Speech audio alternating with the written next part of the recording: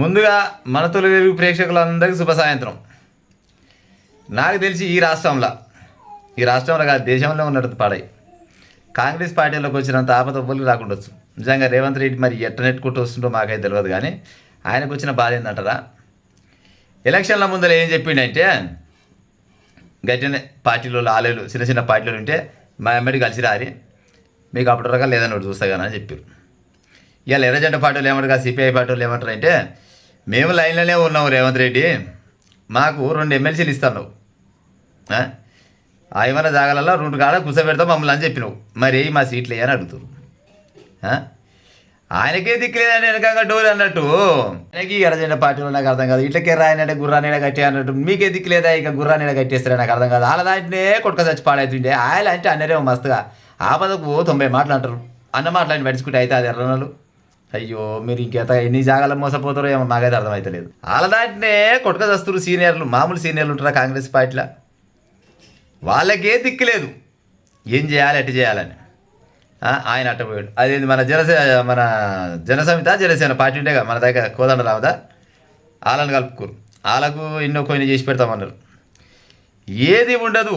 ఎందుకంటే ఈ కాంగ్రెస్ పార్టీలో ఉన్న వాళ్ళ సీనియర్లే ఎంతోమంది ఇటు ఆశ పెట్టుకొని కూసురు, తుపాకి అంతా బార్ వెయిట్ ఎక్కి పెట్టి కూసురు, వాళ్ళకే వస్తలేదా పాడైపో. ఇక మనకి అద్దెకి దయాకరణ ముచ్చట చెప్తే మాత్రం వర్ణాతీతం. అబ్బా అసలుకు ఎంత ఓపిక ఉందో దయాకరణకు నాకైతే అర్థమవుతలేదు. కానీ నిజంగా ఈ కాంగ్రెస్ పార్టీలో ఉన్న లీడర్లల్లా ఏ ఒక్కరికి కూడా గిసవంటి అవమానం జరిగితే గిన్ని రోజుల దాకా పార్టీలు ఉండవు. మరి ఏమి చూసి ఉంటుండు ఆయన ఓపికకు మెచ్చుకోవాలి. ఎమ్మెల్యే కాడి నుంచి మొదలు ఎమ్మెల్యే టికెట్ ఇస్తా ఇస్తా ఇస్తా ఇస్తా అని దాచిన మొగడు ఏర్పడదామన్నట్టు చేసిరు, ఎమ్మెల్యే టికెట్ ఇవ్వలే. ఆ తర్వాత ఎంపీ టికెట్ ఇస్తామన్నారు, అది ఇవ్వలే. ఎందుకే దయాకరన్న ముఖ్యమంత్రి నువ్వైతే నేనైతే సగం సీట్ నీ సగం సీట్ నాదని చెప్పి రేవంత్ రెడ్డి ఆయన పాపం ఈయన కూడా గట్టిన అనుకోడు. ఎంత ఉన్నా కానీ అడగ తిన్నా ఓల్సి పాలకుండాలి, ఏదైతే వాస్తవమే కదా, అడగ తిన్నా కానీ ఓల్సి పాలకుండాలి. మరి ఈయన చెప్పేది దయాకరన్నది. మరి ఈసారన్న మరి ముందర పడతాడా? ఇప్పటికి కూడా అంటే ఓడిపోయిన వాళ్ళ దాంట్లో వాళ్ళకంట ప్రియారిటీ ఇచ్చి జరాల ముందరసలు దిగాలి. ఓడిపోయిన వాళ్ళ దాంట్లో ఇంక ఓడిపోయి మీకు ఆయన టికెట్ ఇచ్చిందే మా ఎక్కువ, ఇంక ఓడిపోయినాక మళ్ళీ ఇంకో సీట్ కావాలంటే అయితే వస్తున్న పని అది కాంగ్రెస్ పార్టీలో అవుతుందా? ఎట్లయితే చెప్పుని. ఆవిడ చెప్పిరాలో గబ్బిరాలో ఆయన ఉండే ఆయన వాళ్ళ ఇంట్లో ఒక్కొక్కరికి 3 పదవులు ఉన్నాయంట. అంటే ఉన్నోళ్ళకే తీసుకోరు, ఇక మళ్ళీ ఇంకో తీసుకో ఇంకోరికి ఇయ్యకురి. ఎట్లా నెట్టుకుంటూ వస్తుంది నిజంగా రేవంత్ రెడ్డి గారు నాకైతే అర్థమవుతలేదు. కానీ మీరు ఏమన్నా చేసుకోరి సంబంధం లేదు. కానీ అద్దంకి దయాకర్ అంటే ఆయనకు ఈసారి కనుక మనిషి చూపిస్తే నిజంగా కూడా మీకైతే పాపం తగ్గుతుంది కాంగ్రెస్ పార్టీ పెద్దలకు. ఆయన చేసిన తప్పేముంది చెప్పురి. పార్టీని కాపాడడం కోసం ఎన్నో రకాలుగా ఎంతోమందిని అక్కడ ఊతలను కూడా గుంజుకొచ్చి పార్టీని బలోపేతం చేసిండు. ఈ నల్గొండల చిన్నపాటి మీటింగ్లో ఒక మాట అన్నాడా, ఆయన నావులుగా నోరుగచ్చి పాడైపోను. ఏమన్నా మనసులు అనుకుంటే ఏమన్నా బయటికి వేస్తాడు. ఏమన్నాడు, అదేంది మన రాజగోపాల్ రెడ్డి కోమటిరెడ్డి వెంకరెడ్డి 2 రోజులు బీజేపీ పోతారు, 2 రోజులు కాంగ్రెస్ ఉంటారు, 2 రోజులు అట పోతే ఇట్ట పోతారు అంటుంటే అసలు ఏం చేద్దాం అనుకుంటున్నారు ఆయన మీరు? అసలు కాంగ్రెస్ పార్టీలో ఉంటే ఉండూరి దెంగేయరా అని అన్నాడు. మరి ఒకటి మాత్రమే ఓపిక ఎంతగానో నశిస్తుందా ఓలికైనా? అంతకంటే తాత ముత్తాతలు అన్న మాటలలోనేమో పట్టించుకోకుండా వాళ్ళకి ఆల్రెడీ ఎమ్మెల్యేలు అయ్యారు, మినిస్టర్లు అయ్యారు. పాపం ఒక్క మాట అన్నందుకు ఎన్ని రోజులు దగ్గర సంవత్సరంన్నర నుంచి 2 సంవత్సరాలు కావచ్చు ఆ మాట అని ఆయన. ఇక అప్పటి నుంచి అంతే సంగతులు. ఏమన్నంటే నీకెందుకు.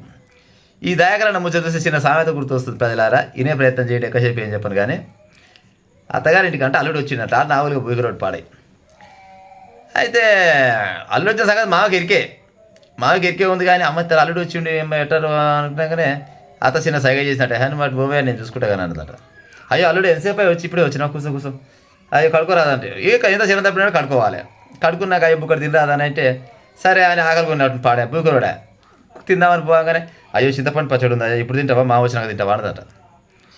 ఈడేం చేసిండు బుక్కరి పాసు మా నిజంగా చింతపండు పచ్చడి ఇప్పుడా మరి మా వచ్చినాక అంటూ మా అత్తయ్య అన్నది కదా, ఇప్పుడు తింటావా మా వచ్చినాక తింటావా అంటే మా వచ్చినాక తింటా ఆగత్తాను అట్నే కూర్చున్నట.